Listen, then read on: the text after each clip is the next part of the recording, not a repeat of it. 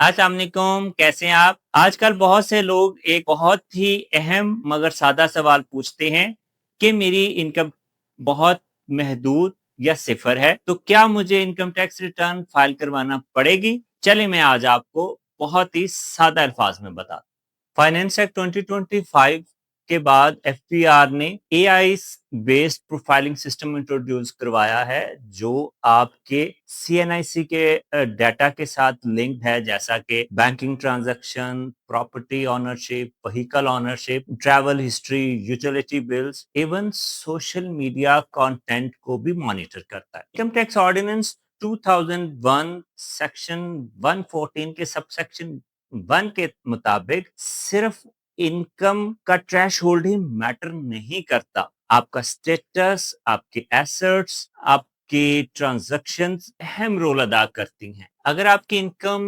Taxable thresh hold से कम भी है तो फिर भी आपको इनकम टैक्स रिटर्न फाइल करवाना जरूरी है। अगर आपका नेशनल टैक्स नंबर एनटीएन बना हुआ है, आप बैंक अकाउंट रखते हैं, आप के मलकियत में गाड़ी है, प्रॉपर्टी है, या आप किसी भी प्राइवेट लिमिटेड कंपनी में डायरेक्टर हैं।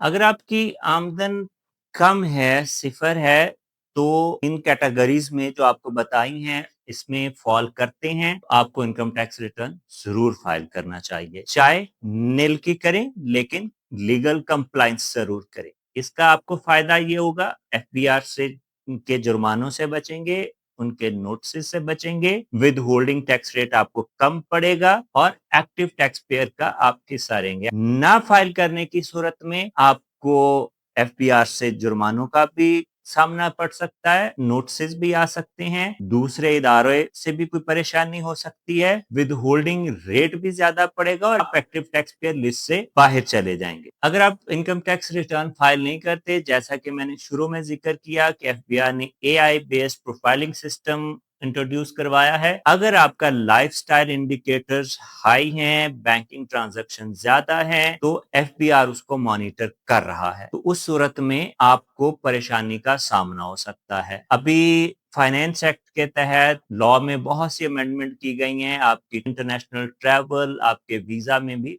प्रॉब्लम हो सकती है। तो इन तमाम परेशानियों से बचने के लिए आपको इनकम टैक्स रिटर्न फाइल करना जरूरी है।